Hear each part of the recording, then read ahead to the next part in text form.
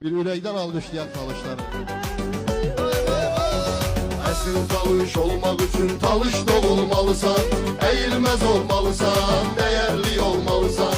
Sən bu adın şərafətini, şərəfini qorumalısan, ürəkli olmalısan, hünərli olmalısan.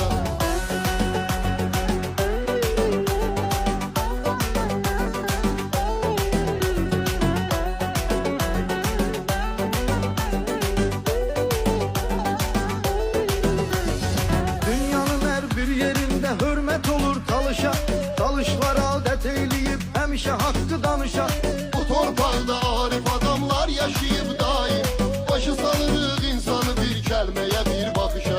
Bu torpaqda arif adamlar yaşayıb daim, başı salırıq insanı bir kəlməyə, bir baxışa. Əsl talış olmaq üçün talış doğulmalısan, əyilməz olmalısan, dəyərli olmalısan. Sən bu adın şərafətini, şərəfini qorumalısan, ürəkli olmalısan, hünərli olmalısan. Əsl talış olmaq üçün talış doğulmalısan, əyilməz olmalısan, dəyərli olmalısan. Sən bu adın şərafətini, şərəfini qorumalısan, ürəkli olmalısan, hünərli olmalısan.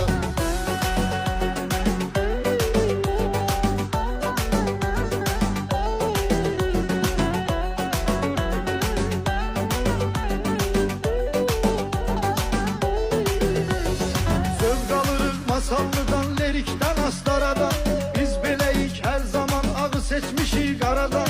Mənim gözəl Lənkəranım cənnətə bənzərdir, bu xan yurdu xanlar üçün xan yaradıb yaradan. Mənim gözəl Lənkəranım cənnətə bənzərdir, bu xan yurdu xanlar üçün xan yaradıb yaradan. Əsl talış olmaq üçün talış doğulmalısan, əyilməz olmalısan,